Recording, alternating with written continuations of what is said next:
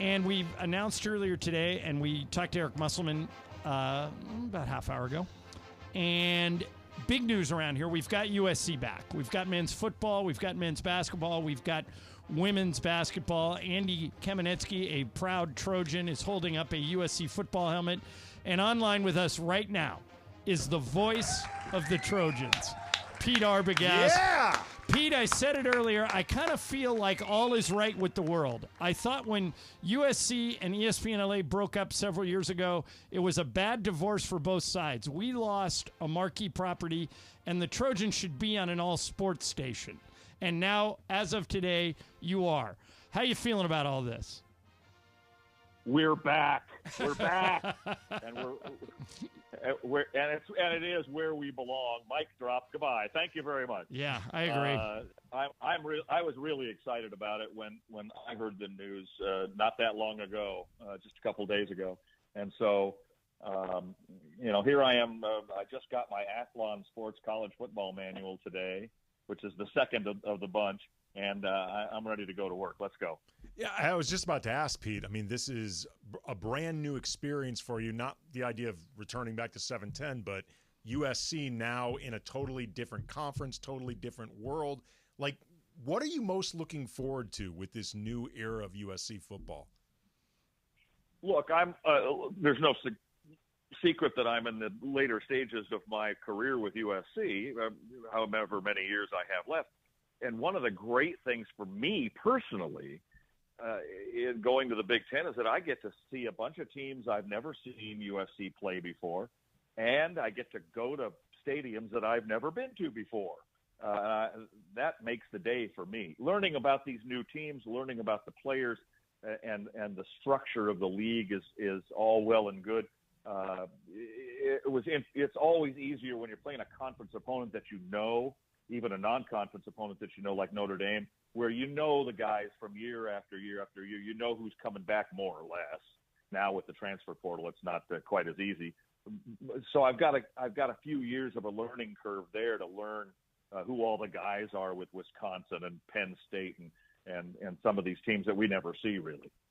Pete Arbogast is our guest. He's the voice of the Trojans, and USC, as Pete mentioned, will be going into the Big Ten this year for the first time. Lincoln Riley back as their head coach. D'Anton Lynn moves over from UCLA's defensive coordinator, where he set records all last year. He's now going to take over the Trojan defense. Pete, they were 7-5 last year, which for a lot of schools would be tolerable. It's not for the Trojans. Why were they 7-5, and what steps do you think they've taken to get them back to where they were, which was the year before when they were double-digit wins? John, at the beginning of the season last year, anybody that would listen would ask that question, how come we're not that good?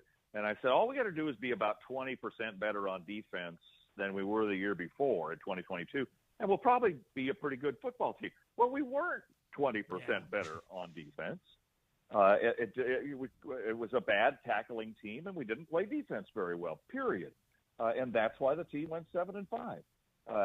So at the risk of repeating myself, this time I think they will play better defense, and I think considerably so, because they've got bigger, stronger guys up front on the defensive side. The secondaries, the whole thing is better than it was.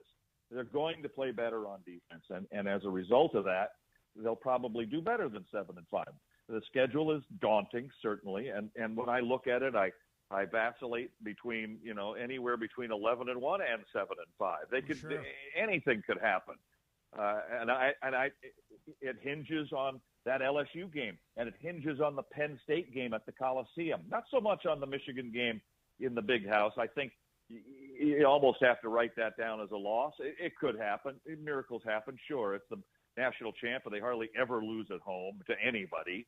But those two games, LSU and Penn State, really stand out for me, and the defense needing to tackle better, needing to play better, play bigger, play more physical, play the way that USC used to play and should always play. Caleb Williams is such a unique quarterback, Pete, and last year the offense was very much shaped around him in a lot of ways, relied on him to be the best version of themselves. What are you expecting from the offense, and what What do you think it'll look like this coming season? A lot of good receivers that many people don't know their names, which is fine.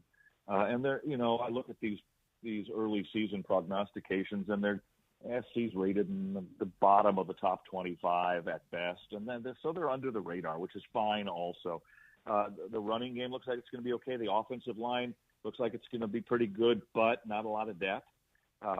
Miller Moss looked great against Louisville, but that's hard to tell because both USC and Louisville had a lot of guys out for that Holiday Bowl game. But yeah, he threw for 6 touchdowns. You can't deny what he did in that game. And he bought himself a spot, at least for the time being. Although I'll tell you, if you went to the spring game, the kid from UNLV, Mayava, looked very, very good and is a dual-threat quarterback who can run and accurately pass. So he's going to give Miller Moss a run for his money here leading up to the first game against LSU. It's a good offense. Can it be as good as it was with Caleb Williams at quarterback? That's a stretch, I think, probably. We're talking to Pete Arbogast, and if you've never heard Pete do a game, you should. It's high energy, high enthusiasm. Sua Cravens, who's an NFL caliber defensive